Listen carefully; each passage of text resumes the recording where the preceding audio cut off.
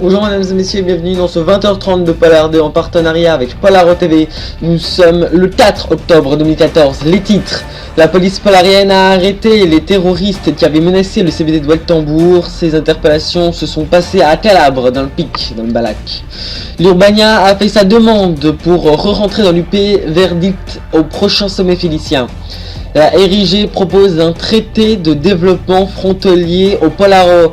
Il refuserait en partie d'après nos informations. Et justement, le dossier de notre édition sera consacré à ces régions polariennes dont la situation pourrait devenir inquiétante. Zoom sur les régions de la Ladari et des Deux Planes. Et enfin, dans notre 21h ville, Nanterre, une ville de la banlieue de Galax qui sera bientôt présentée sur le forum. Premiers éléments dans le journal.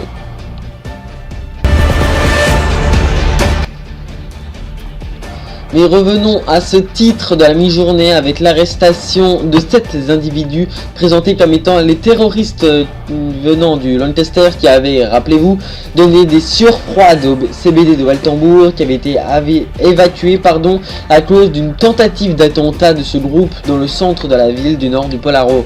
Pour l'instant, nous ne connaissons que l'identité d'un seul de ces terroristes.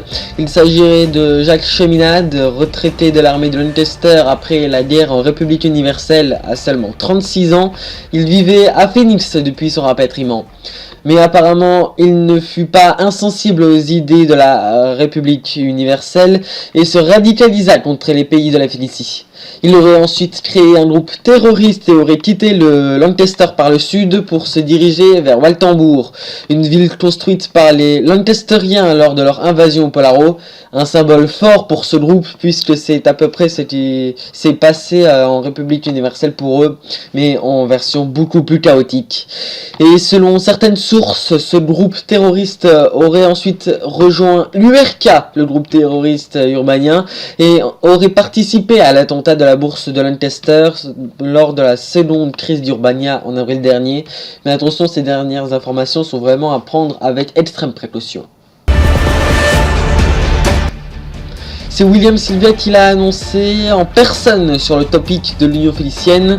Je cite: « Moi, représentant élu du peuple de la République fédérale d'Urbania, en accord avec la Chambre des communes, l'Assemblée fédérale et le nouveau Sénat, demande officiellement auprès du Parlement, du Président et des membres de l'Union Félicienne la réintégration de la République fédérale d'Urbania dans cette union qui perdure et durera encore. » Cette phrase est signée William Sylvia, le président de la République fédérale d'Urbania, qui a donc demandé à re-rentrer dans l'UP. Cette demande sera examinée lors du prochain sommet philicien à Globoscapolis.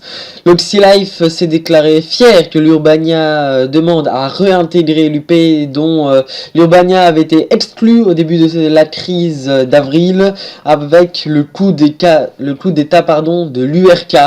Le président de l'Union, Bill Craven, remercie l'Urbania de cet intérêt qu'elle porte à l'UP et continue, je cite: « Le Sunrise se porte garant pour la défense de votre candidature auprès des membres actuels de l'UP. » Fin de citation.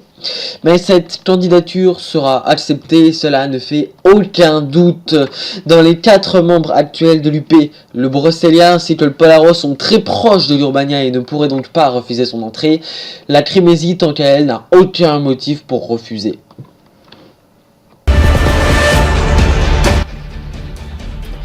C'est une information de World TFR. Les autorités de Gold City proposeraient un traité de développement transfrontalier.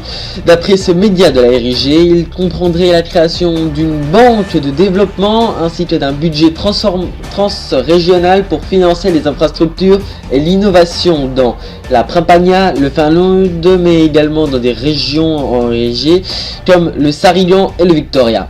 Ce qui, d'après les experts économiques de ce journal, permettrait la création de 150 000 emplois au Polaro, rien que grâce à ce traité.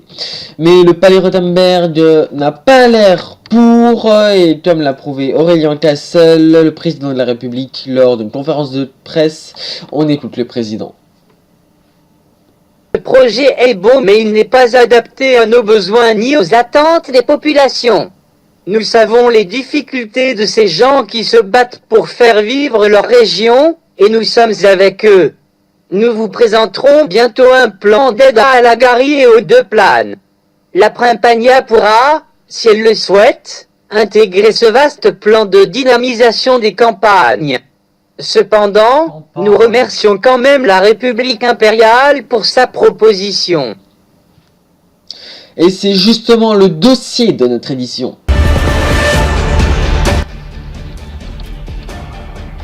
Depuis la fin de la Grande Guerre, les régions du centre de Polaro se dépeuplent et se vident de leur activité économique. La cause à la révolution industrielle, le bassin de l'Ameraude, situé dans une zone avec du charbon au centre des deux planes, la région était beaucoup développée et commença même à prendre le dessus économiquement sur les autres régions. Mais à l'arrivée de la Grande Guerre et de l'occupation du Polaro, une très grande partie de ces industries de cette région furent détruites car les pays envahisseurs savaient qu'ils ne garderaient pas encore longtemps le Polaro. Ils ont donc saboté les industries et les axes de communication quand ils se sont retirés à l'approche des Alliés. Voici deux cartes qui montrent bien les effets de cette désertification. La première montre l'évolution de la population polarienne. On y voit très clairement que les régions du centre se vident de leur population, tout comme le montre cette deuxième carte. Elles se vident également de leurs économies. Cette carte du ministère de l'aménagement du territoire représente l'évolution du PIB par département. Du vert pour la nette augmentation au rouge pour la chute libre. On constate que la zone la plus touchée est celle de Taleski, une ville ouvrière dont aujourd'hui une bonne partie de l'industrie est partie, avec également un taux de chômage qui a explosé en 30 ans et est aujourd'hui à près de 14,8%.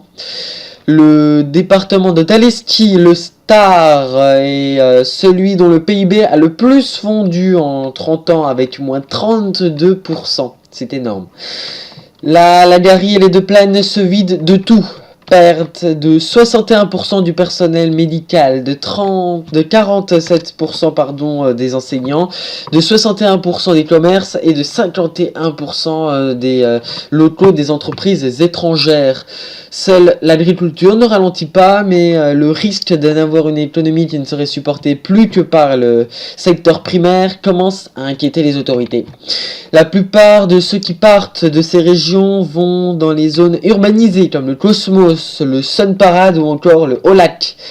À noter que tous ces faits sont quasiment valables pour l'autre ancienne zone industrielle vers Terouam dans le Finlud. Concernant la Primpagna, elle va plutôt bien, même si l'économie commence à se stabiliser. Une chose normale pour le gouverneur de la région et maire EP de Serasia, Eric Vauberg, l'élu écologiste qui a annoncé que la Primpagna n'est pas à la recherche d'une croissance éternelle et qu'elle commence à être dans sa forme idéale. On se retrouve après un jingle pour le 21h Ville.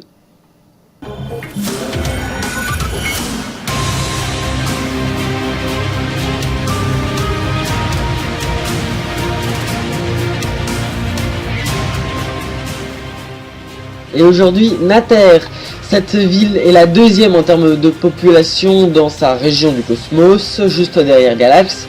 Elle a près de 900 000 habitants et est le chef-lieu du département du Créteil, également le nom du cours d'eau qui la traverse entre autres.